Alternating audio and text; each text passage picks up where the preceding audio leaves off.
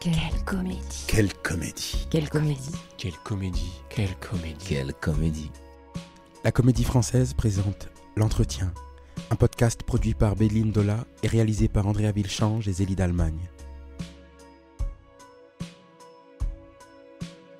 Quand on dit de la Comédie Française, pour moi, c'est comme presque un titre nobiliaire, quoi. C'est quelque chose qui m'honore et qui m'oblige, ça c'est sûr.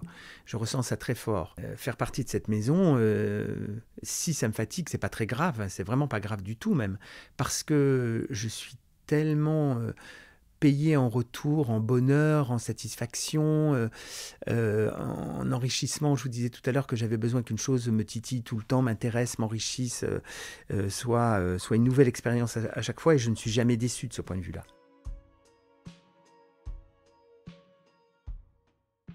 Nouvel épisode de notre podcast mensuel, L'Entretien, consacré aux artistes de la Comédie Française, aux artistes invités de la maison. Ils viennent ici évoquer leur parcours de vie d'artistes, leur goût du théâtre, leur histoire intime, ou en tout cas personnelle, avec la Comédie Française. Aujourd'hui, je suis très heureuse de recevoir pour ce nouvel entretien le 521e sociétaire de la troupe, une figure maintenant tutélaire du français, autant que populaire, une voix aussi reconnaissable entre toutes, une voix qui chante parfois, une infinie générosité sur le plateau, attendue par un public avec lequel vous semblez toujours être en dialogue. Serge Bagdasarian, bonjour. Vous allez bien ? Mais vous ? Ben oui, ça va. Vous ressentez ce lien ténu oui. entre vous et le public ? Oui, enfin, je pense que les acteurs, en général, on est très à l'affût de ce qui peut se passer entre nous et le public, de toute manière. Donc c'est vrai que moi, j'ai souvent joué des comédies ou alors des spectacles où, à un moment donné, on entendait les réactions des spectateurs. Donc c'est vrai que le retour est immédiat. On sait si une chose fonctionne ou pas. Et donc dans ce registre-là, c'est vrai que j'ai beaucoup de plaisir à échanger avec eux quand il s'agit d'improviser un peu, d'être en dialogue, de faire tomber le quatrième mur. Ça, c'est des choses que j'aime bien. Donc oui, je le sens évidemment. Alors, on va y revenir évidemment, on va évoquer le soulier de satin, mais dans ce soulier de satin que vous jouez actuellement, 7 heures de plateau, un long voyage, un ride pour vous et puis pour le public, c'est vous et Florence Vialac, Éric Ruff, le metteur en scène, a choisi pour le préambule, a choisi pour raconter un peu ce qui va se passer, à la fois l'histoire et à la fois ce que les gens vont vivre et ce que les gens, c'est-à-dire les acteurs et les gens dans la salle vont vivre pendant de 15h à 23h30. C'est pas un hasard. C'est pas un hasard si c'est vous et Florence Vialac. En tout cas, Claudel a prévu un GPS parce que, comme la scène, comme le dit Florence en préambule, elle dit la scène, c'est le monde. Et c'est vrai qu'on va aux Amériques, on évoque le Japon, l'Espagne, les Baléares, enfin... Mogador donc, et Saouira au Maroc. Donc voilà, on est tout le temps en train de changer de décor, de changer d'espace, de changer d'océan, de mer. Donc voilà, il a introduit il a mis dans l'œuvre un rôle qui est dédié à l'annoncier et un rôle féminin aussi, l'annoncière, qui sont tous les deux tout le temps en train de donner le temps. On donne souvent des références météo d'ailleurs. Ciel bas, ciel pluvieux, enfin, il y a tout le temps un petit point météo. C'est plus simple que de faire comme ça que de faire pleuvoir sur le plateau. Et puis ça raconte où on est, combien d'années se sont passées. Oui, c'est une sorte de narration qui permet aux spectateurs de s'y retrouver. Il y a quelque chose de plus ténu, où vous rassurez quand même un peu ce public au début. Oui. Parce qu'il est parti pour 7 heures, 8 heures. Alors, immédiatement, on dit que c'est en 4 journées et on fait un signe de solidarité avec eux qui nous vaut un petit applaudissement à ce moment-là. Mais c'est parce qu'on partage, on les applaudit aussi d'ailleurs, parce qu'on partage le même voyage, on partage la même aventure. C'est une aventure pour les acteurs, mais c'est aussi une grande aventure, une grande expérience à vivre. C'est une épreuve presque de traverser autant de temps dans des fauteuils où on n'est pas tellement bien assis. Mais les gens viennent parce qu'ils en attendent autre chose. Ils attendent un rendez-vous avec un grand auteur, un grand texte, des acteurs qu'ils aiment, et puis une proposition artistique très, très emballante. Des acteurs qui les aiment, vous parlez des textes et des auteurs ou du public? Des deux. Enfin, là, pour le coup, il y a une sorte de convergence où on se donne rendez-vous pour passer un moment un peu unique, tous ensemble, vraiment. On sent très fort ça. On voit le public qui arrive heureux et qui nous le dit, puisqu'on accueille les spectateurs en début du spectacle. On va les voir, on leur parle, on leur donne pour certains d'entre eux des fraises à mettre autour du col. Et on leur souhaite la bienvenue et ils nous disent tous à chaque fois leur joie d'être là. Ils nous disent mais on est prêts, on est contents, on a ramené une gourde, un petit coussin. Voilà, on est prêts, on est là avec vous. Et c'est un merveilleux cadeau qu'ils nous font, quoi, de vous aussi, ça. vous donnez nous, au plateau. C'est la moindre des choses, mais c'est vrai que c'est une aventure un peu performative quand même, parce que en fait, dans ce spectacle, on a peu de temps où on n'est pas, il n'y a pas un quart d'heure où moi je m'arrête. C'est pareil pour tout le monde, on est tous en changement de costume, en changement de maquillage. Quand on a 3 minutes, on en profite pour avaler un petit peu de soupe. Enfin voilà, il y a quelque chose où à un moment donné, on gère, on intègre les nécessités de la vie d'un homme et d'une femme à cette réalité d'un spectacle qui s'étale sur autant de temps. C'est un spectacle monde. On raconte quand même une aventure qui s'étale sur des années et qui se passe partout. Donc la proposition, elle est complètement dingue, quoi.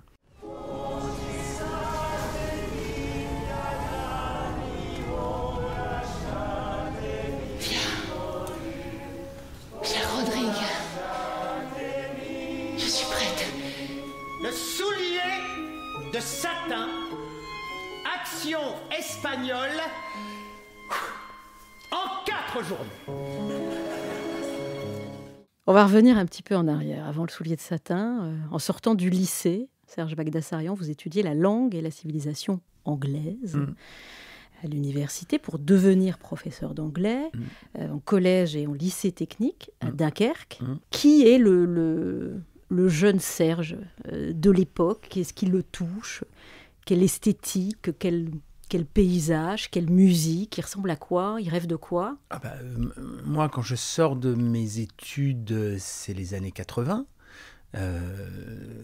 Ce sont forcément des belles années, parce que c'est celles où j'ai 20 ans, 22 ans, 23 ans. Voilà, j'ai fait juste avant mon service militaire pour en être débarrassé. Je suis parti 1 an en Allemagne, puisqu'à cette époque-là, on faisait un service militaire.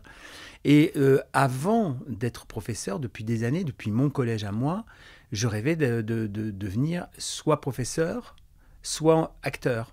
Mais acteur, pour moi, c'était acteur amateur. C'était pas du tout un acteur professionnel. Je ne me suis jamais projeté en tant qu'acteur professionnel.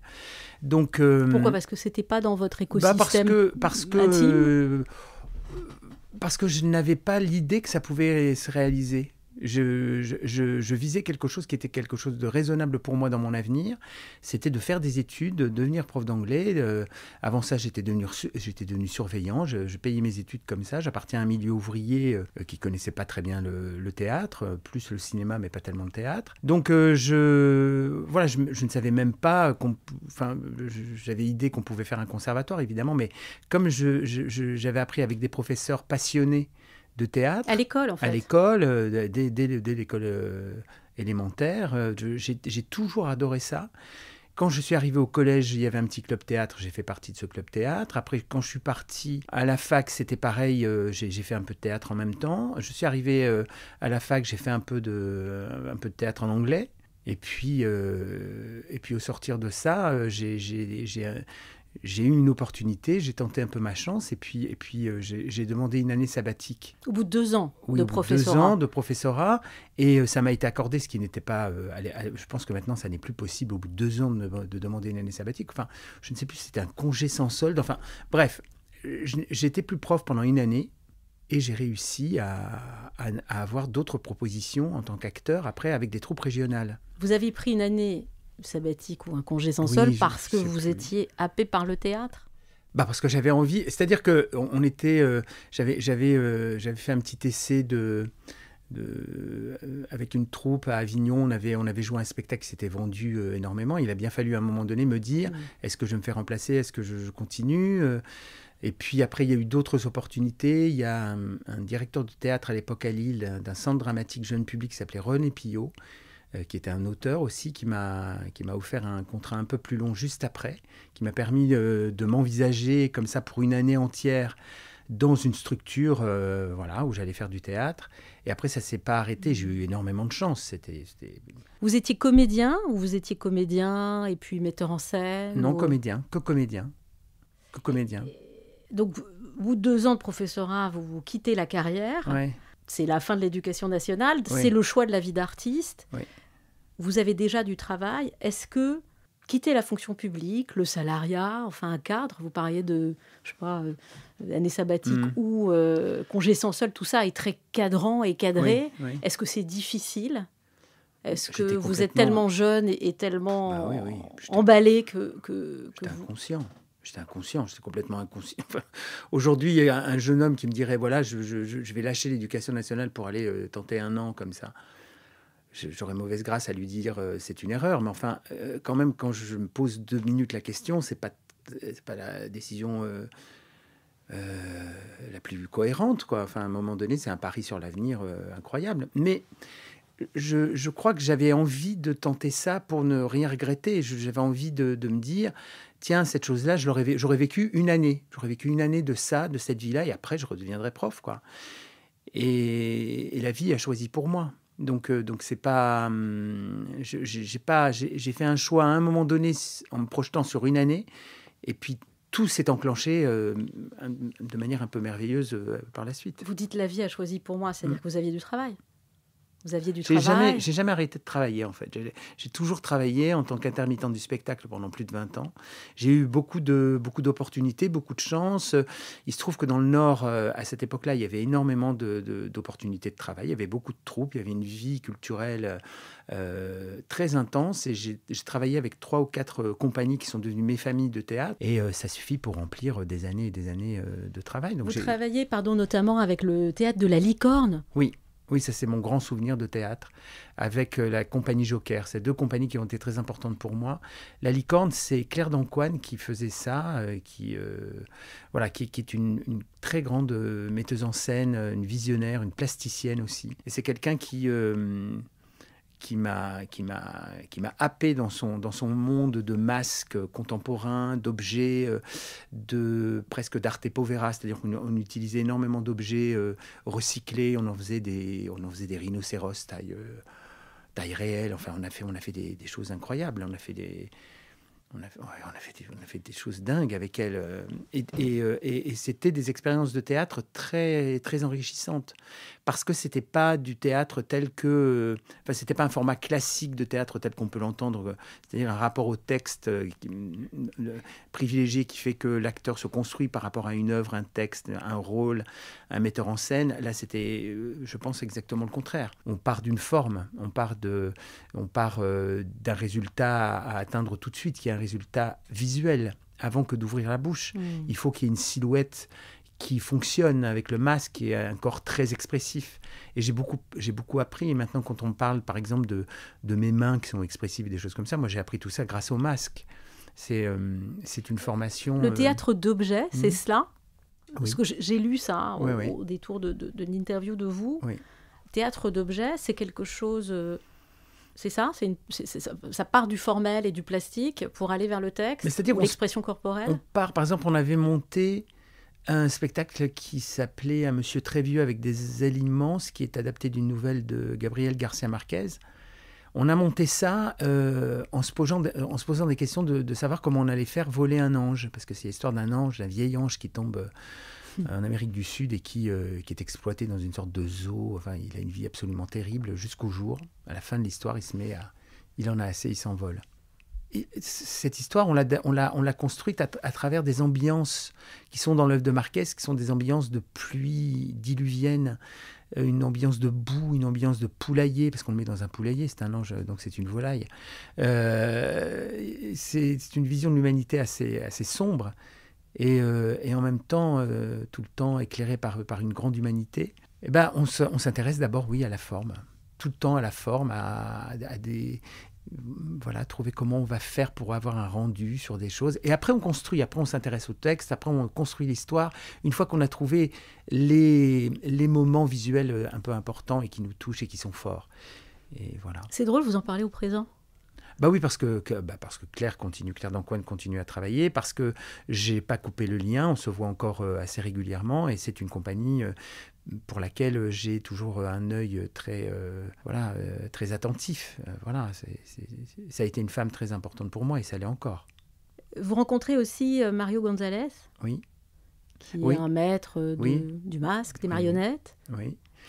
Alors lui, il enseignait au conservatoire à l'époque, et puis il avait avec lui tout ce bagage qu'il avait appris avec Ariane Nouchkine, et puis il était au Théâtre du Soleil un temps. Il était au Théâtre du Soleil pendant un temps, et il a fait des choses assez merveilleuses. C'était un très grand prof de masque, et donc j'ai été mis en scène par lui sur plusieurs spectacles.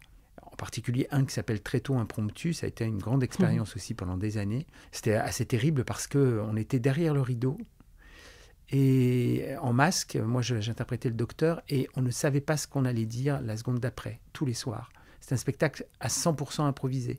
C'est-à-dire qu'on disait à nos équipes techniques, on leur disait « La lumière va s'allumer à tel endroit du rideau, je vais rentrer en passant ma main et je vais faire une entrée comme ça. Et après, on ne sait pas ce qui va se passer. » Et tous les soirs, on rentrait en scène, on avait prévu, en général, on commençait par une chanson. Ça, on le disait, on se disait, voilà, on répétait. On avait 150 chansons en mémoire, à plusieurs voix. On savait très bien se débrouiller, on pouvait les sortir. On avait une sorte de sac à dos avec plein de choses à faire, mais on ne savait pas ce qu'on allait sortir au moment où on rentrait sur scène. Et ça dépendait le matin, par exemple. On se voyait avec Mario et toute l'équipe et on feuilletait la presse. On achetait les journaux et puis on se disait, bon ben voilà, qu'est-ce qui s'est passé aujourd'hui ? Ah, aujourd'hui Léo Ferré est mort. Bon, je pense que Monsieur Pantalone va chanter Avec le temps ou quelque chose comme ça, on va parler. Et ça partait à travers des idées qu'on avait, des thèmes qu'on avait comme ça trouvés dans l'actualité, et on partait dans des histoires. Vous dites que cet homme, Mario Gonzalez, vous a appris beaucoup de choses, vous a permis peut-être d'advenir en tant qu'artiste, je ne sais pas, c'est peut-être un peu un grand mot, mais en tout cas de vous sentir légitime peut-être Cette chose de la légitimité, quand on est un acteur qui n'a pas été formé, comme moi... Vous aviez une formation universitaire, mais vous n'avez pas de formation théâtrale. Aucune formation, je ne sais, personne ne m'a enseigné quoi que ce soit. J'ai toujours appris des choses devant le public. C'est-à-dire qu'en fait, avec mes metteurs en scène qui me disaient, voilà, il faut faire ça, mais je n'avais pas la moindre idée technique des choses. Je n'avais pas de technique. Vous n'aviez pas envie, à ce moment-là, ou pas le temps, peut-être que vous travailliez trop. J'étais mort de trac à chaque fois. Et puis, je partais avec ce que je savais faire, c'est-à-dire ce que j'avais appris avec Mario, ce que j'avais appris avec ma camarade Claire Dancoine, avec d'autres metteurs en scène comme Vincent Goethals, avec des gens comme ça. Et j'y allais. Et j'y allais avec... j'avais plus une formation finalement de chanteur, parce que pendant des années, j'ai fait partie d'une chorale... qui avait un assez haut niveau, et donc j'ai beaucoup appris de choses dans cette chorale. J'ai appris le sens de l'écoute de l'autre, voilà. Et non, j'y allais avec ce sentiment d'illégitimité, mais après tout, je me disais, écoute, si on t'a dit que tu pouvais le faire, c'est que tu peux le faire, donc j'y allais avec ça. Mais oui. Il vous a appris notamment, en tout cas c'est ce que j'ai lu, à vous servir de votre corps, à incarner en fait tous ces personnages. Il a su. J'étais à l'époque très gros. J'ai perdu beaucoup de poids, mais à l'époque j'étais vraiment obèse et morbide. J'ai pesé jusqu'à 180 kilos, donc j'avais quand même une carcasse imposante. Et la première chose qu'il m'a dit, il faut qu'on trouve un rembourrage parce que c'était pas assez gros en fait. Je lui ai dit ah bon. Et j'avais un rembourrage en plus de mon costume. Et je me disais, mais c'est quand même très agréable de jouer un méga gros, quoi, parce que ça devenait irraisonnable, ça devenait une boule, quoi. Une grosse boule, ce docteur. Et il m'a donné une liberté, la générosité de cet homme était vraiment incroyable, quoi. À travers 3 mots, il savait vous donner confiance, quoi. Moi, les premières fois où j'ai répété avec lui, je me disais tout le temps, il va me démasquer, il va me dire, ça va pas le faire, t'es pas acteur, tu sais pas faire, c'est pas grave. Je m'attendais à ça. Et il m'a dit exactement le contraire. Et il m'a dit non, mais quand t'entres en scène, on a l'impression de voir une locomotive qui arrive avec ton gros corps, tout ça, c'est très bien. Et ça m'a donné confiance. Et quand on n'est pas formé, qu'on n'est pas sûr de savoir bien faire, c'est important d'avoir des gens qui vous disent ce qui est bien, ce qui est pas bien. Et lui, en l'occurrence, il faisait ça. Il m'a beaucoup conseillé, guidé et dirigé. Vous saviez prendre les critiques ? Ah ben, j'en étais avide. Avide, parce que je me disais, au moins, quand on me fait une critique, je ne vais pas recommencer cette erreur, à chaque fois. Et j'accumule... Enfin, je suis... on dit que les Capricornes sont un peu comme ça, sérieux. Ça veut dire que c'est votre anniversaire? C'était mon anniversaire il y a 3 semaines, donc c'est un peu tard. Enfin, il y a 2 semaines. Et donc voilà. Donc je prenais à chaque fois et j'avais un carnet où je notais tout ce qu'on me disait. Et puis, alors parfois c'était drôle parce que ce qui était valable avec un metteur en scène ne l'était plus avec l'autre. Donc parfois on me disait mais pourquoi tu parles si fort? Je dis, bah, parce qu'il faut parler fort. Je dis, ah bah non, il ne faut pas parler fort. Bah, voilà. Et donc je m'adaptais. Et puis finalement, avec les années, on pousse. Et il faut croire que je n'ai pas poussé de travers. Donc voilà, ça va. Alors, vous commencez par ce théâtre, ces lieux qui sont presque à l'opposé de celui dans lequel on se trouve là, tous les deux, et dans lequel vous êtes depuis... vous êtes arrivé en 2007. Et en même temps, j'ai l'impression que la Licorne, par exemple, si on parle de la Licorne, c'est un lieu tout sauf un lieu de culture institutionnelle. C'est à peu près le contraire. Sûr, oui. Et pourtant, j'ai quand même l'impression, dans ce que vous dites, dans ce que l'on sait de ce théâtre-là, et ce théâtre de très tôt, qu'il y a des similitudes. Il y avait des ateliers, il y avait des réserves, il y avait des troupes, il y avait un collectif. Est-ce que ça vous parle, ce que je vous dis? Bien sûr. Est-ce que vous retrouvez une part de cela ici? Oui, c'est même presque ce que avec le moment de la représentation, c'est ce que je préfère. C'est la communauté qu'on crée autour d'un spectacle, autour d'une création, autour d'une réflexion, autour d'un travail, autour d'un metteur en scène, d'une œuvre. C'est ce que je préfère. Parce que j'ai l'impression de me cultiver, j'ai l'impression de m'enrichir, j'ai l'impression encore d'apprendre des choses que je ne sais pas. À chaque fois que j'aborde quelque chose, je l'apporte avec beaucoup d'humilité parce que je suis toujours confronté à cette idée que peut-être que cette personne, sans doute que cette personne qui est en face de moi sait plus de choses, et c'est souvent le cas sur les œuvres, sur des façons de faire, et c'est assez récent que je me permette aujourd'hui de commencer à conseiller un petit peu, parfois, à dire, tiens, et si on essayait de faire une petite chose un peu comme ça. Récent, ça veut dire quoi? Oh bah récent, ça veut dire, je pense que ça fait depuis que je suis rentré au Français, peut-être, j'y suis rentré sur la pointe des pieds en me disant que j'allais pas y rester longtemps, et puis finalement, la greffe a pris, et puis je me suis trouvé bien dans ce jardin dans lequel on avait eu la grâce de me planter. Vous avez planté? Ouais, mais c'était beau, quoi. J'ai été très bien accueilli, de manière extrêmement bienveillante, avec une vraie curiosité. Et c'est tout ce qu'il me fallait, moi. J'ai réussi à y rester, alors que je me disais vraiment que j'allais y passer seulement, et que comme je n'avais pas fait d'études théâtrales, comme je ne savais pas dire les vers, comme il y avait 20 000 raisons pour lesquelles je me disais que on allait me demander gentiment de m'en aller. Mais justement, parce que vous n'aviez pas fait d'études théâtrales et que vous ne saviez pas dire les vers, vous étiez sans doute très intéressant pour Muriel Maillette, qui vous embauche, qui est administratrice générale à l'époque, qui vous embauche en 2007, enfin qui vous propose de la rejoindre, cette troupe, parce que vous étiez singulier par rapport au reste de la troupe, vos camarades qui étaient tous plus ou moins passés par le conservatoire ou des écoles de jeu. Je me disais qu'à l'époque, que j'étais singulier par rapport à mon physique. Parce que c'est vrai que j'avais un physique très imposant. J'étais, comme je vous disais donc tout à l'heure, très très gros, très fort, obèse, morbide. Même mes médecins se tiraient les cheveux en disant mais vous allez mourir, vous allez mourir. Ah bah, je leur disais écoutez, oui, vous aussi vous allez mourir, oui. On va tous mourir. Amusons-nous en attendant. Mais bon, je pense que j'ai quand même été d'abord un physique. Mais c'est tellement important. Vous en avez parlé avec elle? Jamais. Je pense qu'elle a fini par m'avouer un jour. Et je ne suis plus très sûr de ce souvenir, mais j'ai cru comprendre qu'elle me disait qu'elle ne m'avait jamais vu jouer quand elle m'a engagé. Donc ça veut dire quoi? Qu'elle vous a engagé sur votre physique? Elle m'a engagé par rapport à... Parce qu'à l'époque, on s'est rencontrés sur un spectacle de Mario Gonzalez auquel elle participait. Elle avait demandé un congé ici à la Comédie Française. Et c'était dans le nord de la France. Elle était venue participer à ce spectacle avec Mario, qui était un de ses maîtres aussi. Et Mario m'avait appelé pour me dire, voilà, on chante des chansons, est-ce que tu veux bien donner un petit coup de main? Et j'étais venu pour aider. Et je n'avais pas joué avec eux à l'époque. Et j'avais travaillé, par exemple, aider à chanter une chanson, à la chanter en scène, à la répéter. Enfin voilà, c'était un accompagnement technique et musical plutôt. Et on s'est rencontrés comme ça avec Muriel. Voilà. Quelques mois après, elle devenait administrateur et j'ai répondu à son appel en lui disant « Oui, je vais venir te voir, Muriel, je vais venir te voir dans ton bureau, mais je ne vais pas rentrer à la Comédie Française. Tu fais une erreur, tu ne me connais pas, c'est pas juste, il faut pas... » C'est quoi, le complexe de l'autodidacte? Non, c'était pas un complexe, c'était surtout de me dire, j'avais une haute image, j'ai toujours une très grande... attention à ce que vous allez dire. Attention, non, mais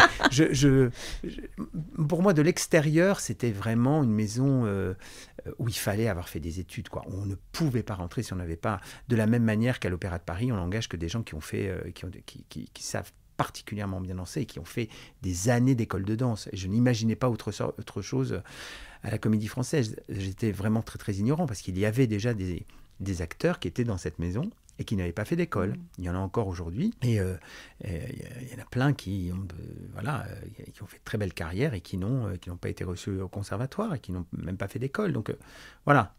Honnêtement, Serge Baidassarian, quand vous arrivez au Français, finalement, parce que vous cédez... Oui. Vous êtes limité, vous avez des problèmes techniques, vous êtes confronté à cette absence de formation, ou vous êtes juste confronté à votre propre auto-limitation? En fait, ça n'a jamais... J'ai toujours reçu une formation en même temps que je faisais les choses. Et c'était pareil au Français. Quand j'ai travaillé avec Catherine Hegel sur la VAR, c'était la première fois qu'on travaillait ensemble.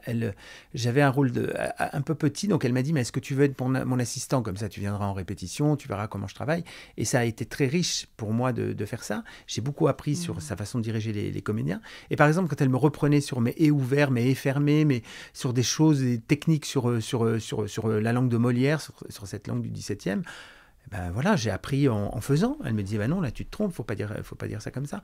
Et j'enregistre à chaque fois et je retiens. Et donc, oui, c'est toujours de la formation continue chez moi. Voilà. Alors vous disiez, quand j'arrive, j'ai une idée à l'époque très haute de la Comédie Française. Précisez un peu, c'est-à-dire c'est quoi l'image que vous avez de cet endroit? Est-ce que vous vous sentez fait aussi pour cette vie-là? La vie d'acteur, oui. Mais cette vie à la Comédie Française, c'est-à-dire l'alternance, à l'époque, je n'en sais rien. La seule vision que j'ai de la Comédie Française, c'est ce que j'ai pu en voir à travers des retransmissions télévisées quand j'étais plus jeune. Il y avait, je me souviens, par exemple, avoir vu à la télévision une retransmission du Fil à la patte, avec Robert Hirsch. J'avais vu ça et j'avais été époustouflé par la qualité de ce que je voyais. Je crois que je n'avais jamais autant ri de ma vie. Je suis allé voir la Comédie Française. J'avais vu un Médée à Avignon avec Christine Fersen. J'étais venu ici dans la maison aussi voir d'autres spectacles quand j'étais à Paris, quand je passais ici. Et à chaque fois, j'étais ravi de tout ce que je pouvais voir, mais jamais je ne me suis dit que j'allais jouer sur cette scène-là. Jamais. Je ne me suis jamais projeté. Donc j'avais une vision qui était comme une vision d'acteur fabuleux qui me faisait rêver. Et ça, c'est sûr que le jour où on m'a dit « Est-ce que tu veux rentrer à la Comédie Française ?» Je me suis dit « Mais je ne suis pas taillé pour cette maison-là. Je n'ai pas ce qu'il faut. » Et je ne savais même pas, j'étais pas du tout dans la réalité de l'alternance, de la santé physique qu'il fallait, de ce que ça exigeait en termes de temps. Moi, j'avais une vie d'intermittent où je répétais un spectacle, je le jouais, mais je ne répétais jamais 2 spectacles en même temps. Je n'avais jamais une reprise de spectacle en même temps que j'en répétais un autre. Enfin, cette succession-là, cette profusion-là, cette luxuriance-là, je l'ai apprise ici. Je ne l'avais jamais vécu avant. J'ai toujours eu la chance d'avoir des spectacles qui se suivaient et j'ai jamais eu tellement de temps d'arrêt dans ma carrière, mais les choses se suivaient une à une. Là, vous changez de vie quand même. Déjà, vous embrassez la vie parisienne. Oui. Vous quittez ces très belles plages mélancoliques, voilà, où vous avez grandi. Malo Terminus, ça vous dit quelque chose? Oui, Malo. C'est un nord, c'est pas le nord des ch'tis, c'est votre nord à vous, il est plutôt du côté des Flamands. Ouais. Oui, c'est drôle parce que le film Bienvenue chez les ch'tis a été tourné à Bergues, qui est à 30 km de chez moi. Personne ne parle ch'timi là-bas, personne. On parle flamand, on parle une sorte de néerlandais un peu dévoyé. Ma mère parle très bien, et moi je dis quelques mots. Je sais dire tout ce qu'elle me disait à l'époque, c'est-à-dire laisse-moi tranquille, va dans ta chambre. que des choses agréables. Ou quand elle comptait en flamand. Enfin voilà, et puis des petits mots pour passe-moi le beurre, enfin passe-moi la moutarde. Ah, la vie quotidienne, elle était en Ah bah flamand. oui, il y avait des petits mots comme ça qui transparaissaient. On parlait français. Mon père arménien parlait pas un mot de flamand. Ça l'amusait beaucoup quand ma mère lui disait je suis catelam, ce qui veut dire je suis très fatigué, qui est un mot flamand. Et lui, il l'utilisait après. Voilà, alors que c'est un oriental. Et ben, voilà. Il y avait une sorte de melting pot chez moi assez joyeux. Vous quittez ça, Ouais. les carnavals, Mmh. et vous arrivez à Paris, et vous êtes avalé quand même par ce quotidien que vous venez de décrire, Oui. cette alternance, Ouais. ces 3 salles, la vie de troupe, vous dînez à 18h avec vos camarades, Oui. vous évitez, je crois, consciencieusement votre loge qui vous angoisse au dernier degré. Ouais. C'est toujours le cas ? J'ai réussi à l'apprivoiser un peu, mais c'est vrai que c'est pas un lieu où je me sens très bien. La loge, c'est un lieu où on angoisse parce qu'après on va jouer. Et après le spectacle, il faut que je me débarrasse de mon costume assez vide parce que il n'a plus rien à faire sur mon dos. Enfin, j'ai envie de repasser très vite à une autre vie profane après. J'ai un sens du sacré du théâtre assez prononcé, donc pour moi, mettre le costume, me préparer, etc., c'est quelque chose d'un peu... on rentre dans un autre monde. Et donc, la loge, c'est pas un lieu neutre, quoi. C'est un lieu un peu... Ça veut dire que vous avez sensible. des rituels, des superstitions Pas trop. Enfin, je connais des acteurs qui ont une collection de pierres impressionnantes, de minéraux sur leur table, incroyable, de qui quartz. absorbent les mauvaises ondes. Ah bah oui, moi le quartz je suis rose. pas... Non, moi je suis pas comme ça. J'ai pas de... Non, j'ai pas de clous tordus sur ma... Non, j'ai pas toutes ces... Je suis pas très superstitieux, non. Mais donc cette vie parisienne, Oui. cette vie où la fatigue tient une part importante, Ouais. et j'ai l'impression que tout le monde s'en accommode ou en fait réussit à trouver une façon de l'apprivoiser, cette Oui, fatigue. oui. Cette vie, vous l'embrassez parce que vous êtes rentré en 2007 et qu'on est en 2025 et que vous êtes toujours là et je crois toujours heureux d'y être. Mais oui, Comment absolument. est-ce que c'est quand même un grand changement? Ah bah énorme, c'est un changement de vie pour moi, pour ma famille, pour tous les gens qui m'entourent, pour... C'est un contrat quand même, une espèce de mariage en fait. Oui, c'est un très bon terme, c'est vraiment un contrat de mariage, oui, c'est Qui vous exactement oblige ça. et puis qui oblige effectivement vos proches. Oui, et en même temps, j'en reçois énormément de choses, parce que quand on dit de la Comédie Française, pour moi, c'est comme presque un titre nobiliaire, quoi. C'est quelque chose qui m'honore et qui m'oblige, ça c'est sûr. Je ressens ça très fort. Et donc, faire partie de cette maison, si ça me fatigue, c'est pas très grave, c'est vraiment pas grave du tout même, parce que je suis tellement payé en retour, en bonheur, en satisfaction, en enrichissement. Je vous disais tout à l'heure que j'avais besoin qu'une chose me titille tout le temps, m'intéresse, m'enrichisse, soit une nouvelle expérience à chaque fois, et je ne suis jamais déçu de ce point de vue-là. Même sur des spectacles qui sont moins faciles, c'est toujours une expérience intéressante. Et quand un Toujours. spectacle n'est pas bon et qu'il faut le porter quand même et qu'il faut le jouer, C'est compliqué. comment vous vous organisez? Ah ben, Parce que ça fait partie ah ben oui, des c'est- impondérables de la maison. C'est-à-dire Bien qu'on ne sûr. peut pas se barrer en disant je quitte la scène. Non. C'est- On peut dire à un moment donné, quand il s'agit d'une reprise l'année d'après, la saison d'après, on peut demander si quelqu'un d'autre ne serait pas intéressé par le rôle. Mais bon, ça, moi, je pense pas l'avoir jamais fait. Donc, quand un spectacle ne correspond pas, ça arrive parfois, on est plein d'espoir sur un spectacle, et puis finalement, au rendez-vous, c'est raté. C'est pas exactement ça, et c'est pas toujours de la faute du metteur en scène. Hein, voilà, ça peut être de la faute du metteur en scène, mais parfois, voilà, il y a une alchimie, un travail qui ne trouve pas son but, et puis, comme les artistes, comme tout le monde, on a le droit à l'échec. On a le droit à faire mal, on a le droit à rater, donc si ça arrive, on continue à partager ça, et voilà, on attend que ça se C'est la termine. force de la troupe d'avancer quoi qu'il arrive. Oui. Vaille que Ah vaille. bah oui, oui. Ici, on a appris depuis longtemps à lever le rideau, même quand il y a un acteur qui n'est pas là, on lève le rideau et quelqu'un prend sa place avec la brochure dans la main. Oui, on y va vaille que vaille, même si le spectacle est décevant, même s'il n'est pas à la hauteur de nos aspirations ou des aspirations parfois de la critique ou du public, il faut le présenter, il faut y aller, bien sûr. Ce rideau, je me souviens que pendant le confinement, vous l'aviez levé. C'était une petite serviette rouge sur la web télé. Oui. Et Oui, j'avais ouvert ça avec vous aviez levé le rideau de la web télé donc qui a été une vraie aventure aussi, Ouais.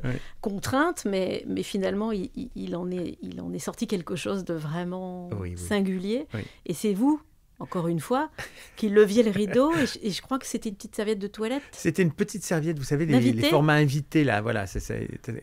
Et donc, comme c'était vraiment un rouge, j'ai cherché un morceau de tissu chez moi avec ce rouge un peu théâtral, et il y avait que cette serviette. Mais ça faisait le coup, hein. Quand je regarde l'image, je trouve qu'on dirait un rideau de théâtre. Mais c'était juste une petite serviette invitée. Oui, c'était une belle aventure, parce que dans cette période de disette totale, où choses abominables ont quitté notre public, ont quitté nos plateaux, ont quitté l'intimité qu'on a avec nos partenaires, cette vie qu'on a quand même tellement imbriquée avec les gens de la troupe, on ne l'avait plus.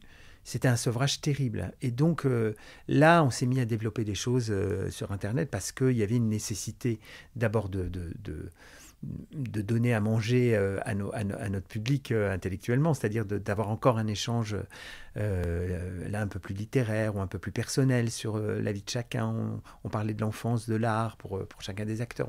On a énormément appris de choses les uns sur les autres d'ailleurs. Cette petite rubrique qui s'appelait l'enfance de l'art, qui consistait à demander à chaque acteur d'expliquer les origines de son art, pourquoi il était devenu acteur, était très enrichissant, parce que c'est le genre de choses dont on ne parle pas, et parce qu'on n'a pas le temps, parce qu'on est pris par d'autres choses, parce qu'on travaille. Et donc d'un seul coup d'entendre la vie des jeunes enfants qui à un moment donné allaient devenir des actrices, des acteurs, c'était passionnant. Il y a une pudeur quand même aussi entre vous, je trouve. Oui, il y a une pudeur, il y a le fait aussi de pas...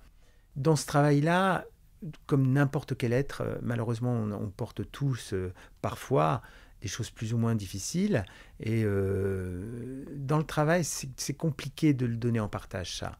Donc, en général, on ne le fait pas. On met à part quand il s'agit d'événements qui vont se voir sur nos visages, un décès ou des choses comme ça, où là, on le dit pour ne pas inquiéter les gens, parce que forcément, si nous voient arriver avec... Parce que vous jouez, hein. Parce qu'on joue, bien sûr. Moi, on a tous joué des soirs où on a perdu quelqu'un. Moi, j'ai eu le malheur de perdre un de mes frères un jour de représentation, et comme tout le monde, et c'est pas un exploit, j'ai joué. J'ai joué comme je pouvais, mais j'ai joué. On fait ça, tout le monde l'a fait. Tout le monde l'a fait. On joue un jour où on se sépare, un jour où on est inquiet. Voilà, il y a le moment de la représentation. Un jour où on a 42 fiers. Oui, le jour où on a une jambe cassée.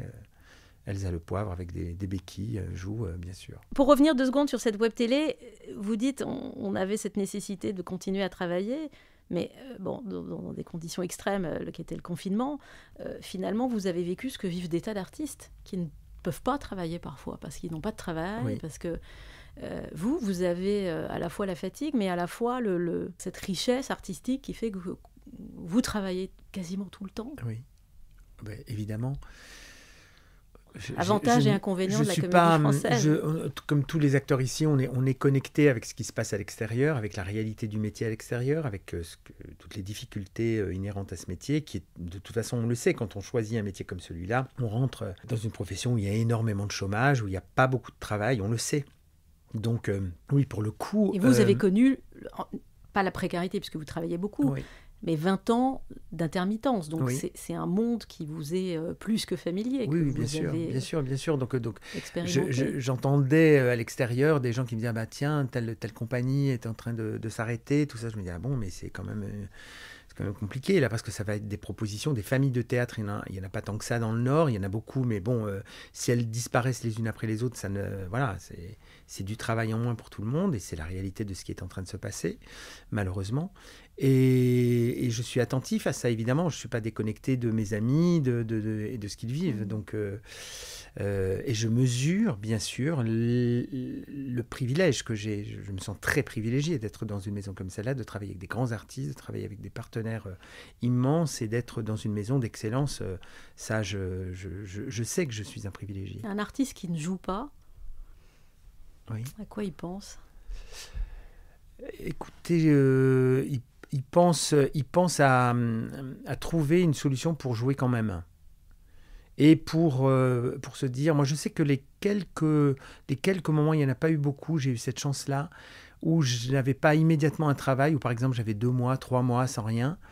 J'en profitais pour, par exemple, pour me voir énormément de films ou pour aller, aller voir beaucoup de musées. Ça a toujours été une grande source d'inspiration pour moi. Et souvent, quand je bute sur des choses, j'ouvre j'ai énormément de livres chez moi qui concernent la peinture et la sculpture, et je vais voir Piero della Francesca, je vais voir une source par exemple d'inspiration totale pour moi, c'est le plafond de la Sixtine. Du point de vue de la gestuelle, il y a un catalogue d'une générosité incroyable. Je regarde ce qu'ils ont fait. Voilà. Ces images, ces œuvres, c'est un point de contact avec vos personnages important pour vous? Immense. Il y a plein de moments où j'ai commencé une aventure théâtrale par un geste que j'avais vu dans un tableau. Très, très souvent. C'est quasiment tout le temps. Plus qu'un geste ou une attitude que vous verriez dans la rue, comme ça, dans le quotidien? Ah oui. Oui, beaucoup plus, parce que c'est une image arrêtée, c'est une image travaillée par quelqu'un qui est un peintre. Qui a une attention. Qui a une attention sur la chose, qui n'a rien laissé au hasard sur le moindre centimètre carré de peau qu'on voit ou d'intention du personnage. Il y a une image arrêtée qui descend en moi et qui infuse. Et je les garde. J'ai tout un catalogue là aussi d'images que je conserve et qui sont pour moi des vraies sources d'inspiration et des points d'appui de jeu et de mise en avant du corps. Ça, c'est très important. Par exemple, ce soir, vous jouez le suicidé. Est-ce que vous avez convoqué une image comme celle-là pour votre personnage? Mais bien sûr. Là, on est en Union soviétique. Il y a une iconographie énorme de l'idéal soviétique, avec des points levés, avec des hommes qui sont en général des forces de la nature et qui lèvent un point plein d'espérance vers un avenir radieux. Oui, bien sûr que j'ai utilisé tout ça dans mon personnage, évidemment. Évidemment, oui. C'est une réserve mentale, ces images, oui. De gestes, de mouvements. Je peux vous citer des œuvres entières qui me servent. Par exemple, il y a des fresques à Arezzo de Piero della Francesca. Il a fait toute une chapelle où il a peint jusqu'au plafond des choses magnifiques, où il y a un catalogue, il doit y avoir 500 personnages. J'ai été voir ça et puis j'ai acheté l'œuvre raisonnée alors avec tout. Et ça, je m'en sers beaucoup parce que là, c'est très beau pour Piero della Francesca parce que c'est un regard et c'est une humanité absente d'elle-même. C'est-à-dire qu'il n'y a pas d'expression souvent. Il y a très peu d'expression et pourtant on ressent énormément de choses. Donc il y a une sorte de concentration. Il a été voir les personnages, il les visite, je pense, en se disant, je vais essayer de ne pas montrer sur leur visage ce qu'ils ressentent, mais je vais essayer de tout faire pour qu'on comprenne la situation. Ça, c'est très important. Ça veut dire que vous y projetez quelque chose de moi, ça me fait marcher une petite mécanique dans la tête, qui est la mécanique dont j'ai besoin pour créer mes personnages. Là, par exemple, je sais pas, je vous cite Caillebotte, parce qu'il y a cette très belle expo à Orsay. Vous avez le temps d'y aller? Vous avez le temps? Alors, je ne l'ai pas vu, parce que là, avec le soulier de satin, je n'ai rien vu. Mais je vais y aller, bien sûr. Aussi des expos photos. La photo aussi m'intéresse. Elle a quelque chose d'un peu... Alors, les photographes m'intéressent plus quand ils ne sont pas des photographes de rue à la Douaneau. J'aime beaucoup Douaneau, mais là, pour le coup... c'est moins posé, donc ça m'intéresse moins. J'ai besoin de choses un peu posées quand même. Quel photographe alors Man Ray, il y a cet Américain, comment s'appelle-t-il, qui avait fait des portraits énormes d'Américains. Avedon. Voilà, Richard Avedon. Ça pour moi c'est des portraits des... Vous voyez, il avait fait des très grands portraits d'Américains moyens. Oui, moyens et voire des rednecks.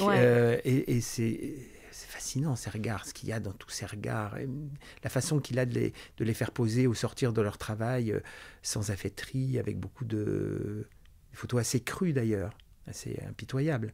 Ça m'intéresse beaucoup, oui. Alors il y a aussi cette chose qui est très jolie, que vous partagez avec Françoise Gillard, que sont les odeurs. Oui. Vous changez de parfum en fonction des personnages, et je crois qu'elle fait ça aussi, Françoise Gillard. Oui. Ça veut dire que vous passez du temps chez Sephora. Pardon, je ne sais pas si j'ai le droit de faire de la publicité. En fait, j'ai de la chance. Parce ça vous coûte une fortune, cette affaire. Je vais vous dire, je suis encore une fois extrêmement privilégié parce que à la Comédie Française, j'ai rencontré Mathilde Laurent, qui est Et né. un nez, et qui est un nez chez... elle fait tous les parfums Cartier. Et donc, elle a travaillé dans d'autres grandes maisons avant, et elle est passionnée par cette maison, parce qu'elle y vient depuis qu'elle est enfant. Et un jour, elle m'a dit, mais elle avait lu ça, elle avait lu que j'étais dans cette recherche-là pour tous mes personnages, et elle m'a dit, est-ce que ça t'intéresse si je te fais un parfum pour ton personnage? Je lui ai dit, ben oui. Et maintenant, elle me fait, pas à Quel chaque luxe. fois, elle me fait un parfum par personnage. Alors, parfum ou odeur, ça peut être aussi des choses un peu brutes, hein. Donc, Il y a selon. des mauvaises odeurs aussi. Ah bah, par exemple, quand j'ai joué La puce à l'oreille, j'avais un personnage un peu abruti qui s'appelle Poche, qui est le sosie d'un grand bourgeois. Enfin bon, je ne vais pas vous refaire toute Oh, l'histoire. si, parce qu'on adore cette Et alors, histoire. Paul, ah bah voilà, c'est juste une affaire de cocufiage, d'ailleurs pas tout à fait assumé, dans un hôtel où tout le monde se croise, évidemment, on croise la personne qu'il ne faut pas croiser. Et en plus, il y a un phénomène qui est un phénomène de ressemblance, parce que les deux personnages que je jouais étaient des sosies. Et donc, évidemment, c'était très riche en quiproquos. Et un des personnages était une sorte de pochard. pochard, Ouais. voilà. Donc, j'avais un parfum à base de vin blanc et de peau de cheval. Et c'était ça marchait très bien. Donc, voilà. Donc, comment vous la briefez? Parce qu'il faut un. Je lui parle de tout. Je lui parle de tout. Je lui parle de... Là, par exemple, c'était très compliqué pour le soulier de satin de trouver une odeur qui soit parlante. Et elle m'a dit, mais il faut partir des épices, il faut partir du bois des navires, il faut partir de la vanille à l'époque qui se répand partout. Et donc, elle m'a fait un parfum à base d'une trame un peu orientale, d'épices, d'origan, de thym, de oud, de vanille. Donc c'est un parfum qui sent mais délicieusement bon. Et je l'ai fait sentir à Marina Hans qui en veut un flacon, donc il va falloir que je me débrouille. Prouesse veut un flacon. Prouesse On veut ne un peut rien flacon. lui voilà. refuser. Voilà. Mais ces parfums, ces odeurs sont des raccourcis, Ah bah oui. des biais pour ça nous arriver plus vite à votre personnage. Bien sûr, ça nous arrive à tous à un moment donné de sentir une odeur et de dire c'est l'odeur de la cuisine de ma grand-mère, c'est l'odeur de quand je me suis baladé sur tel chemin à tel endroit. Il y a des odeurs qui sont immédiatement évocatrices de quelque chose et qui vous transportent à travers juste le fait de les renifler une fois et de les sentir, et qui vous transportent ailleurs et dans un souvenir vivace. Et donc, ce que je fais, c'est que je porte ce parfum en répétition et qu'après, quand je rentre dans ma loge et que je mets le parfum, moi, il y a d'un seul coup toutes les notes que m'a donné Eric Ruff, tout revient. Tout est là, tout le travail est là d'un seul coup. C'est un moyen... Vous avez identifié ce biais-là qui fonctionne chez vous quand? Très tôt. Très tôt. Dès que j'ai commencé le théâtre à Dunkerque, j'allais voir, il y avait une petite parfumerie qui s'appelait Chez Manon, qui n'existe plus, à côté de l'église Saint-Éloi, et il y avait une dame qui aimait bien le théâtre et qui me refilait des échantillons, mais quand je dis, elle me refilait 30, hein, enfin, elle me filait des stocks, quoi, parce que j'étais un passionné et qu'elle savait pourquoi je m'en servais. Et alors, par exemple, l'odeur de Malo Terminus, ce serait quoi? Ah bah c'est de toute Quel endroit où vous avez grandi? Oui, c'est l'odeur pour moi de ce qu'on mange à la plage à cette époque-là, c'est-à-dire soit des glaces à la vanille, parce que moi j'aime beaucoup les glaces à la vanille. Donc il y a un endroit qui s'appelle le Cornet d'Amour. C'est un Italien qui était arrivé de Sicile et qui s'était, je ne sais pas comment, retrouvé à Dunkerque, qui faisait des glaces italiennes sur la plage. Et il avait un succès énorme. Et je crois que c'est lui qui avait inventé l'idée du cornet. Un Il génie. faisait ses cornets Oui. lui-même. Et donc, on allait là et on mangeait des glaces. Alors, il avait pas beaucoup de parfums. Il en avait 12, 13. Et c'était des glaces de folie, quoi. Et je me souviens parfaitement de l'odeur de la glace à la vanille. Et c'était... C'est ça l'odeur de Malo Terminus. Malo Terminus et l'ambre solaire aussi. Ah donc, oui. je me tartinais l'été. Ah, ça, c'est mal. C'est pas bon pour la peau. Alors, Feydeau, on en a parlé. Marcel Aimé, Dostoïevski, Euripide, Proust, Hugo, Édouard Bond, Brecht, Ibsen. Bon, Claudel, hein, vous jouez aussi beaucoup Molière. Beaucoup. En arrivant dans cette maison, c'est une découverte, Molière, quand vous arrivez. Vous arrivez pour jouer Sganarelle dans Don Juan, je crois. Oui, j'ai commencé très vite par... Oui, très vite, on m'a demandé... Jean-Pierre Vincent m'a demandé de jouer Sganarelle, effectivement. C'était la première fois que je jouais Molière, je crois. Juste après, il y a eu l'Avare avec Catherine Hegel. On vous pousse en grand bain, en fait. Oui, Vous très débarquez vite, très vite. et Ah bah c'est une énorme découverte pour moi. Moi, j'en avais un souvenir de spectateur, mais je n'avais jamais joué Molière. Et quand c'est en plus dans des rôles de cette dimension-là, c'est quand même encore une fois un privilège, avec un grand metteur en scène, avec qui c'était difficile de travailler d'ailleurs, parce que je me souviens qu'à un moment donné dans le travail, j'avais dit à Jean-Pierre, mais je comprends ce que tu dis, mais je n'arrive pas à le faire, donc je viens aujourd'hui en répétition pour te rendre mon rôle. Je vais te rendre mon rôle parce que je ne vais pas y arriver à jouer Sganarelle. Et il m'avait dit, mais c'est pareil pour tout le monde, on n'est jamais capable de jouer un rôle, on apprend à le jouer.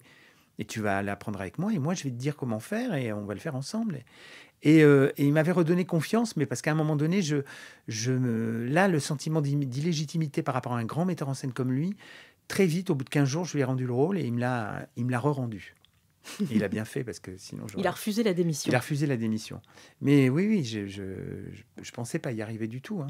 Depuis que vous êtes ici, vous jouez, évidemment, vous adaptez, vous écrivez, vous mettez en scène, bientôt La Souricière, mis en scène par Lilo Bord, que vous avez traduit, puisque vous êtes anglophone. Oui. La Souricière d'Agatha Christie. Vous retrouvez Lilo Bord, L'Interlope en 2016. Ça, c'est encore autre chose. Vous mettez en scène un cabaret, vous chantez. Oui, enfin, là où en faisant les choses, parfois on s'aperçoit qu'on peut les faire, et parfois on s'aperçoit aussi qu'on réussit à les faire, mais que il y a un peu un coup de grâce, enfin quelque chose qui fait qu'à un moment donné vous y arrivez, et c'était le cas de L'Interlope. Je me suis aperçu en écrivant ce spectacle. Pardon, mais c'était une merveille, L'Interlope. C'était oui, mais ciselé oui, mais voilà, et une surprise aussi. J'ai trouvé, je pense, mon point limite. Pourquoi ? Dans l'écriture. Ah ben, je pense que je ne suis pas du tout un écrivain. Pour écrire les quelques pages de dialogue qu'il y avait dans ce spectacle, j'ai vécu, mais je ne vais pas dire l'enfer, parce que c'était quand même très agréable à faire, mais c'était très compliqué, ça n'était pas donné.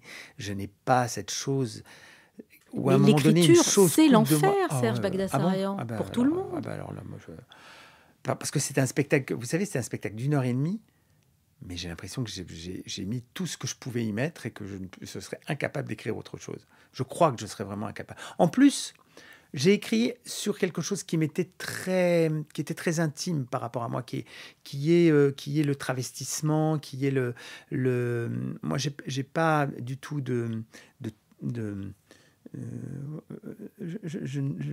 je pense que je ne serais pas allé vers l'autre genre si j'avais appartenu à une autre génération. J'ai pas cette chose-là qui, à un moment donné, ferait que j'aurais une féminité refoulée en moi, telle qu'il aurait fallu que je change de genre. Pas du tout. Mais je suis toujours très fasciné par ça. C'est une chose qui n'arrête pas de m'interroger, de me fasciner, que je trouve magnifique. C'est le printemps, on a 20 ans, le cœur et le moteur battent gaiement. Droit devant nous, sans savoir où, nous filons comme des fous. Car aujourd'hui, tout nous sourit. Dans une auto, on est bien entre amis. Alors chantons sur tous les tons le bonheur d'être garçon. Avoir un bon copain, voilà ce qu'il y a de meilleur au monde. Oui, car un bon copain, c'est plus fidèle qu'une blonde. Unis, main dans la main, à chaque seconde,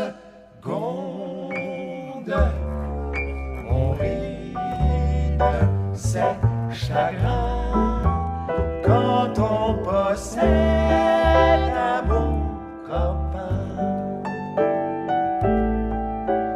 Les doux aveux des amoureux, avouons-le maintenant, ces vieux jeux, c'est plus charmant que des longs serments qui ne sont que des boniments. Loin des baisers pour se griser, Sur une route, il suffit de gazer. Le grand amour, ça dure un jour. L'amitié dure toujours.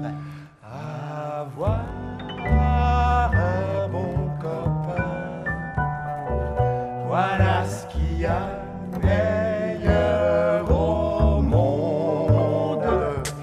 Oui, car un bon copain, c'est plus fidèle qu'une blonde. Unis main dans la main,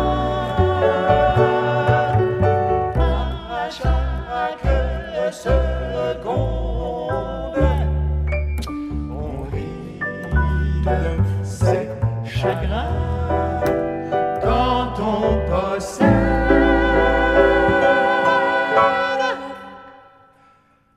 un bon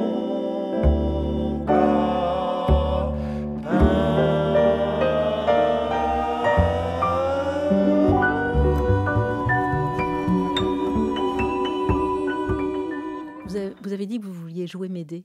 Alors ça, c'était une sorte de fantasme. Oui, j'aurais voulu jouer... Parce que c'est une tragédie et parce que c'est une chose tellement énorme pour moi que d'avoir écrit sur une mère infanticide. Quitte à jouer une femme, autant jouer Médée. Oui, autant jouer Médée. Ah bah oui, Vous oui. voulez toujours jouer Médée? Maintenant que j'ai joué dans Médée, Oui. non, je ne veux plus jouer Médée. Il aurait fallu que je sois plus jeune. Mais en tout cas, le travailler sur un cabaret de travestis, ça, je l'ai fait avec énormément d'amour, d'attention, de bienveillance. Et je pense que si le spectacle a eu un peu de succès, c'est grâce à ces interprètes fabuleux que j'ai eus. J'ai eu des interprètes inouïs avec Michel Favori, Véronique Vella et Benjamin Laverne. Tous les quatre, ils ont été un cadeau infini pour moi, parce que même dans l'écriture, quand je leur apportais mes pauvres lignes, ils me disaient bah là c'est un peu long, peut-être que ça on peut le couper. Ils ont été participants aussi beaucoup à l'écriture, mais donc ça a été un cadeau immense. Et Mais quelle comédie, qui est donc un spectacle musical Oui. sur la vie de la troupe, Ouais. que vous écrivez et mettez en scène avec votre camarade Marina Hans, qui Oui. vous enseignait, je pense, ad vitam aeternam, parce qu'elle revenait à la Comédie Française Oui, après oui, en être oui. partie, et vous l'accueillez à bras ouverts alors qu'elle Bah. connaît pas grand monde et que... et Bah, que- elle a signé au moment où on fermait. Oui, au moment où ça confine. Voilà, et donc au moment où elle, on confine, alors on se dit, il y a Eric qui me dit, mais qu'est-ce qu'on va faire? J'ai dit, mais il faut la mettre il faut la mettre au travail. Il m'a dit, mais j'y ai pensé. Et est-ce que tu veux bien qu'elle vienne sur Mes Quelles Comédies? Et je lui ai dit, mais bien sûr, on va faire le spectacle ensemble. Et on l'a fait ensemble. Et ça a été une bénédiction. Justement aussi, du point de vue de cette écriture, elle a été formidable. Aussi parce que 95% du spectacle est écrit par les acteurs. Enfin, tout le monde a été très participatif dans ce spectacle. Si on avait dû payer des droits d'auteur, ça aurait été vraiment des droits répartis entre tout le monde, parce que tout le monde a apporté sa pierre à l'édifice. Et donc est venu avec des envies, des idées, des fantasmes sur la comédie musicale, et ça s'est bâti comme ça. Alors vous aimez la musique, je sais que vous aimez Prince, vous aimez Ella Fitzgerald, Oh là là. Gene Manson. Ah ben En tout cas, cette chanson-là, cette chanson-là, c'est qui est Faisons elle est l'amour. culte. Elle est culte pour moi, et c'est pour ça que j'étais très heureux de la chanter. Vous aimez les musicals? Oui. Dès que je vais à Londres, j'ai beaucoup moins l'occasion maintenant parce que j'ai moins le temps, mais je suis un grand spectateur. Je ne peux pas aller, par exemple, à Londres sans aller voir des comédies musicales et aller en voir le plus possible. Ça fait partie du package. Et alors, on m'a dit que vous étiez une bête au blind test. Et Alors, que vous étiez un peu challengé par Jérémy Lopez. Jérémy Lopez est supérieur, il a la vitesse. C'est-à-dire que moi, je n'ai pas le temps de dire le titre et hop, c'est déjà sorti. À quel endroit ça se joue, ce blind test? Alors, ça se joue sur certains Est-ce que c'est spectacles. public? Alors, ça se joue avec que les gens de l'équipe. Ça se joue au moment du maquillage. Et ça se joue, par exemple, sur des spectacles où on sait qu'on peut le faire. C'est-à-dire, là, par exemple, sur le soulier de satin, ça serait vraiment inenvisageable. Mais à l'époque, on faisait ça beaucoup sur un spectacle qui s'appelait La tête des autres, de L'Île au bord. Et on faisait ça, on était toute une petite équipe où même ceux qui n'étaient pas en rendez-vous maquillage venaient Jouer. dans la loge maquillage pour jouer. C'est bien que dans cette loge qui ne peut contenir que 4 personnes, on était 15.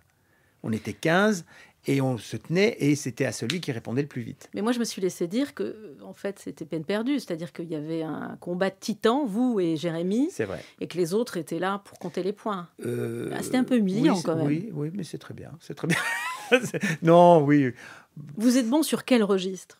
Parce qu'on a moi, toujours un registre. Les années 80, bien sûr. C'est Et lui, plutôt les le mien. années 90. Et lui, les années 90. Et puis, nos plus jeunes recrues, évidemment, nous battent dès qu'il s'agit de reconnaître Rihanna ou des Jul. choses comme ça. Oh, voilà. Alors là, moi, je ne Jul. sais pas. Voilà. On vous le mettrait, vous sauriez?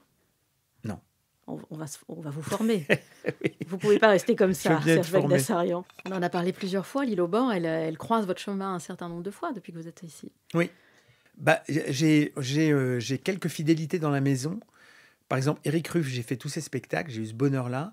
Lilo, je pense que j'en ai manqué un seulement, qui était un spectacle presque exclusivement féminin, parce que c'était la maison de Bernarda Alba. Et puis sinon, oui, j'ai beaucoup été mis en scène par elle, oui. Ouais, Il y a une fantaisie, il y a une... Il y a quelque chose qui nous a rapprochés, c'était l'anglais, je crois, très vite. Mhm. Et puis le corps. Parce que c'est aussi une femme qui travaille beaucoup à travers le physique, à travers le corps, à travers une direction qui est d'abord de faire parler des typologies. Je parle de typologie de gestes qu'elle aime développer chez l'acteur. On commence toujours les répétitions par des jeux. Et puis après, on s'attaque au texte. Vous avez parlé tout à l'heure de votre perte de poids drastique. Vous êtes passé d'une typologie à l'autre. Elle en a fait quoi de cela? C'est une discussion que vous avez eue? Oh non, parce que j'ai été un de ces personnages terribles dans la tête des autres, alors que je pesais 180 kilos, où j'étais le plus gros, là, vraiment. Et je pense qu'il y a eu un moment donné où il y a eu une reprise de ce spectacle et où j'étais plus aussi gros, me semble-t-il, je crois. Je pense que ça n'a jamais posé problème pour elle, hein, parce que, en tout cas, moi, ça a été un problème. De passer d'un physique à un autre, je pensais que j'allais être tout de suite beaucoup moins intéressant.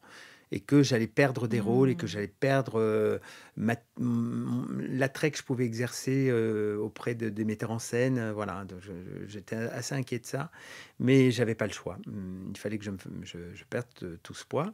J'ai perdu 100 kilos, et finalement, non. Ça... Dans le Feydeau dont vous parliez, il y a Oui. une agilité folle, parce qu'en plus, vous avez deux personnages, vous êtes tout le Oui. temps sur scène, il faut Oui. se changer. Oui. Ça, c'est... Ah bah là, Ce c'est les corps-là, équipes, il est très agile et heureusement très que je vif. ne l'ai pas fait à 180 kilos, parce que je pense que là, j'ai laissé ma peau, je pense. Vraiment, parce que c'était très compliqué. C'est un peu une performance physique, quand même, ce Oui. spectacle. Oui, et puis aussi, pour les gens qui m'habillent, parfois, il y a 4 habilleuses qui sont sur moi pour me faire passer d'un personnage à l'autre. Donc, c'est très, très, très rapide. Alors, vous avez évoqué également Éric Ruff. Il y a eu... Donc, on a ce soulier de satin qui est en cours. Et puis, il y a eu, avant le soulier de satin, donc 7 heures et quelques, Peer Gynt d'Ibsen. Un texte plus facile. Mais Peer Gynt, c'était déjà 5 heures et quelques. 5h30. Costume oui. Christian Lacroix, Ouais. même... C'était une grande aventure aussi, le Peer Gynt, parce qu'on n'était pas ici, on n'était pas à Richelieu, on n'était pas dans un théâtre. On était au Grand Palais, dans un endroit qui s'appelle le Salon d'honneur, qui est une grande salle qui est derrière la grande nef, et qui est un endroit qui est utilisé maintenant pour des défilés de mode. Il y a eu beaucoup de défilés de mode, genre Christian Dior, des marques de haute couture qui défilent maintenant là-bas. C'était un endroit qui réouvrait, qui avait été fermé pendant des années, qui avait été totalement rénové. Et donc, on était dans cet espace-là où il n'y a pas de coulisses, où il n'y a pas de loge, où il n'y a pas d'endroit pour que les acteurs puissent se reposer, où il n'y a pas d'endroit pour se changer, où il n'y a pas d'endroit pour manger. Et donc, on a fait venir, dans les caves, on a fait venir une cuisinière à gaz pour pouvoir chauffer, avoir un four pour chauffer des plats que chacun ramenait de chez soi. Parfois, on cuisinait là-bas. On allait répéter, puis en même temps, il y avait un bourguignon pour 25 personnes qui chauffait en bas, voilà, qui cuisait tout doucement. Et c'était merveilleux, parce qu'on a vécu l'aventure d'une troupe, mais telle que Molière devait la vivre quand il était en tournée, quoi. C'est-à-dire, à un moment donné, il jouait dans un endroit, il s'accommodait à cet endroit-là, et puis il partageait une vie en intimité avec tout le monde, parce que là, évidemment, on n'a pas d'endroit véritablement d'intimité. On changeait dans des petits box, etc. Mais tous les maquillages étaient faits ensemble. Les équipes techniques étaient des équipes dédiées qui restaient là, parce que vous savez que les équipes changent ici, selon les jours. Mais là, non, il y avait des équipes qui travaillaient là et qui restaient là tout le temps avec nous. Et ça a créé... Maintenant, on se reconnaît. Les gens qui ont fait Pérégunt au Grand Palais, on a une sorte de filigrane en nous qui fait qu'on se reconnaît dans les couloirs, qu'on se reconnaît, on se dit bonjour d'une façon un peu particulière. Il y a quelque chose qui a été fondateur. Et il se passe la même chose avec le soulier ? Oui, avec le soulier, c'est autre chose. C'est autre chose parce qu'on est là, on est dans notre confort ici de Richelieu, mais le format est tellement peu habituel qu'il y a l'idée que quand on commence le travail, on va vers une grande traversée avec tous nos habilleuses, par exemple, qui n'arrêtent pas, nos maquilleuses, qui, elles, n'ont même pas un quart d'heure de repos, je pense. Enfin, si, elles ont un petit quart d'heure pour manger, mais elles enchaînent tout le temps, quoi. Tout le temps, quelqu'un à maquiller, des faux crânes à mettre sur la tête des acteurs. Enfin, c'est un travail énorme, des vieillissements. Ça vous lie aussi parce qu'il y a une ambition folle dans ces projets-là ? Oui. C'est pas un pari gagné d'avance. Non, et puis c'est surtout qu'on est embarqué dans des aventures qui sont plus... Ces aventures-là, elles sont plus grandes que moi. C'est plus grand que moi. Moi, je mesure le petit garçon de Dunkerque et de la plage de Malo-les-Bains. Il est là quand à un moment donné, il est amené à dire les premiers mots du soulier de satin, d'envoyer le spectacle. C'est fascinant. Et je ne me départis pas de tout ça. Je ne me départis pas de Malo-les-Bains, de Dunkerque, de l'odeur de la vanille. Je ne me départis pas de toute cette enfance-là. J'ai cette mémoire-là. Je trimballe, comme tous les acteurs de cette maison, on trimballe tout ça avec nous. Et on est dans un endroit qui nous propose de vivre une aventure extraordinaire à chaque fois. Ce que vous êtes, et là d'où vous venez... ça remonte dans ces moments extrêmes-là ? Oui. Ça bien remonte sûr. Pas tout le temps. Ça remonte pas tout le temps, mais c'est tout le temps là. Donc c'est pas des remontées, c'est que. Mais vous les convoquez quand même. Oui. Et puis j'ai même pas à les convoquer. C'est là. J'ai avec moi les gens que j'aime. J'ai avec moi les gens qui sont fiers de moi. J'ai avec moi les gens pour qui je fais ce métier. J'ai avec moi les gens du public qui sont dans la salle ce soir-là. Mes partenaires. Mais je pense que c'est une chose assez commune pour les acteurs, ça. D'avoir ce bagage-là,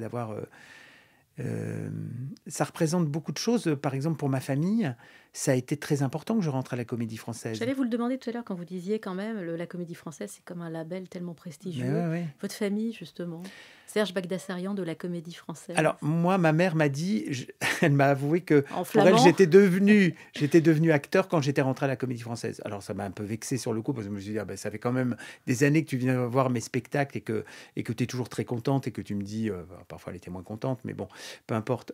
En tout cas, elle savait que j'étais acteur à 100%, donc il n'y avait pas de doute là-dessus. Mais, et donc, je lui avais dit, mais pourquoi ? Elle m'a dit, mais parce que... pour moi, tu étais, avant d'être acteur, tu étais un prof d'anglais. Je dis, oui, mais ça fait quand même des années. J'étais que 2 ans prof d'anglais. Ça fait 20 ans que je suis et là, maintenant, je suis à la Comédie Française. Elle me dit, mais oui, mais c'est la Comédie Française. Je dis, bon, ok. Il y avait un label, il y avait une reconnaissance des autres qui lui permettait... Et puis, elle pouvait... J'ai l'impression que quand elle allait à la pharmacie, c'était quelque chose de dire qu'elle avait son fils. De dire, si vous voulez des places à la Comédie Française, je peux vous en avoir parce que mon fils y travaille. Elle était très heureuse de ça. Elle est très heureuse de ça encore. Si vous vous projetez dans, soyons raisonnables, 5 ans, vous avez envie de quoi ? Vous voyez faire quoi ? Jouer quoi ? Sinon m'aider ? Je ne sais pas. J'ai en tout cas toujours l'impression que toute ma vie, toute ma carrière artistique a été un énorme cadeau. Une énorme suite de coïncidences qui m'ont fait venir dans cette maison et qui m'ont permis d'avoir des aventures plus grandes que moi, comme je l'ai souvent dit. Je ne sais pas du tout de quoi va être fait demain et je ne tiens pas d'ailleurs à le savoir. Je fais confiance à la vie et puis aux gens qui sont là, qui m'entourent. Je ne me projette pas. Merci. Mais merci à vous. J'espère que je n'ai pas dit trop de bêtises. Non, vous avez apporté votre touche. Merci beaucoup. Serge Bagdasarian. Merci à Zélie Delmagne et Andrea Villechange qui réalisent ce podcast. Et puis, bonne semaine, Bonne soirée à vous, bonne semaine avec la Comédie Française. À lundi 8h pour un nouvel épisode avec ma camarade Judith Chen. C'est la fin de cet épisode, réalisé par Andrea Vilchange et Zélie d'Allemagne. On se retrouve lundi prochain, 8h, avec un nouvel épisode de Quelle comédie. En attendant, bonne semaine à toutes et à tous avec la Comédie Française.